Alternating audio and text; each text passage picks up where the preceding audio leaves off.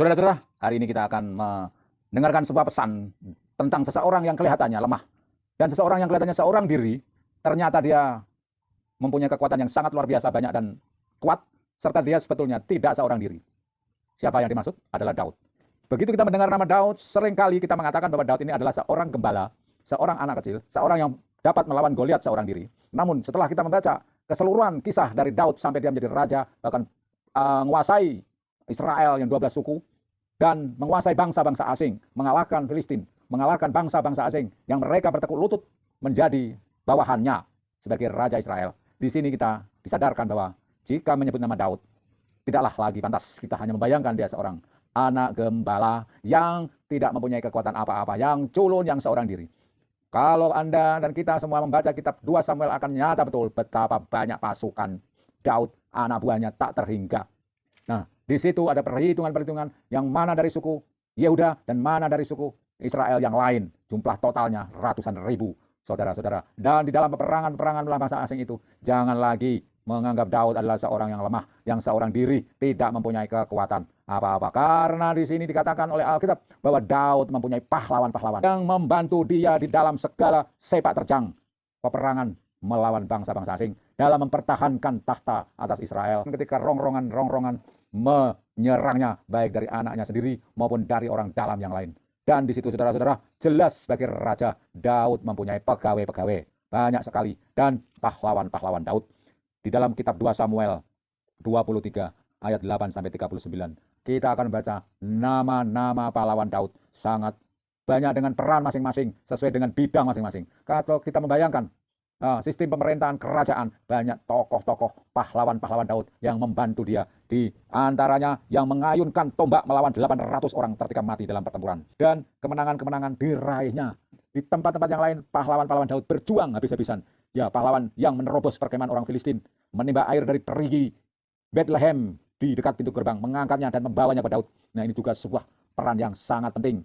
Di sini ada pula pahlawan yang di dalam kubu gunung dan pasukan pendudukan. Nah, Daud di tanah Filistin dibela oleh mereka dan diamankan oleh mereka. Ada pula pahlawan-pahlawan yang mengayunkan tombak melawan 300 orang yang mati di tikamnya. Ya, pahlawan ini menjadi dihormati di antara ke-30 orang. Dan ia menjadi pemimpin mereka yang tidak dapat menyamai perwira itu. Lantas ada seorang pahlawan yang gagah perkasa dengan jasanya menewaskan kedua pahlawan besar dari Moab. Turun ke dalam lubang dan membunuh seekor singa pada suatu hari bersalju. Membunuh seorang Mesir, seorang yang tinggi perawakannya. Nah, di tangannya orang Mesir itu ada tombak, tetapi pahlawan Daud itu mendatanginya dengan tongkat, merampas tombak itu dari tangan orang Mesir itu, lantas membunuh orang itu dengan tombaknya sendiri. Banyaknya pahlawan-pahlawan itu yang membuat Daud dapat memegang kendali atas pemerintahan Israel dengan luar biasa. Jadi saudara-saudara, ingat, ketika menyebut nama seseorang, seringkali kita hanya membayangkan orang itu sendiri. Dan sosoknya yang tidak ada orang lain di sekitarnya. Padahal di baliknya itu ada kekuatan-kekuatan yang melingkupinya. Dan kita mesti rendah hati untuk menghormati dan menghargai. Apalagi bila orang-orang itu adalah orang yang ditunjuk, diurapi oleh Tuhan untuk pekerjaan Tuhan. Misalnya, di dalam satu gereja ada pendeta muda yang masih muda, kurang pengalaman. Dan dia di sini seorang diri oleh karena dalam masa awal-awal pelayanannya untuk menjadi hamba Tuhan. Seolah-olah dia tidak punya kekuatan. Tapi ingatlah saudara, pendeta muda tersebut itu sudah diurapi untuk pendeta muda oleh organisasi gereja yang mengutus. Dan ingat, organisasi gereja itu pun dapat kita petakan kekuatannya. Kekuatannya tentu banyak hamba Tuhan, banyak pendeta-pendeta lain yang melingkupi, melindunginya dalam struktur organisasinya. Dan di sini, kalau mengingat sejarah dari organisasi gereja itu yang panjang, ratusan tahun, tentu banyak orang di sekitar pendeta itu pula, yang memang ada keterikatan organisasi dan aturan, disiplin, dan sebagainya. Harus diingat, di situ dia tidak sendiri. Demikian juga kita yang ada di saat ini, mungkin kita seorang diri, tidak mempunyai siapa-siapa di dalam pelayanan pekerjaan Tuhan. Jangan kecil hati, seolah-olah kita ini seorang diri, tapi harus diingat bahwa bila kita turut dalam pekerjaan Tuhan ini, Tuhan tidak akan pernah membiarkan kita seorang diri.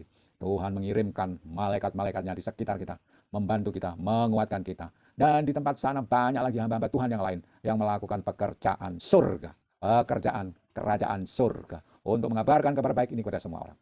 Itulah saudara-saudara. Jadi jangan takut seorang diri. Kelihatannya tidak punya kekuatan apa-apa, tapi ingatlah di sana ada Tuhan yang melindungi kita. Dan Tuhan punya bala tentara, anak buah Tuhan, hamba Tuhan. utusan-utusan Tuhan itu bersama-sama dengan kita. Dan disitulah ada kekuatan. Jadi tidak hanya melihat orang lain yang kelihatannya seorang diri kecil, tapi ingat di balik itu banyak orang, banyak pihak, banyak pribadi yang bersama-sama dengannya. Demikian juga kita tidak perlu kecil hati. Banyak yang bersama-sama dengan kita, dengan laskar kerajaan surga, dan tentu dalam kuasa Tuhan sendiri. Bila mana Tuhan sudah memerintahkan, tidak ada yang mustahil oleh karena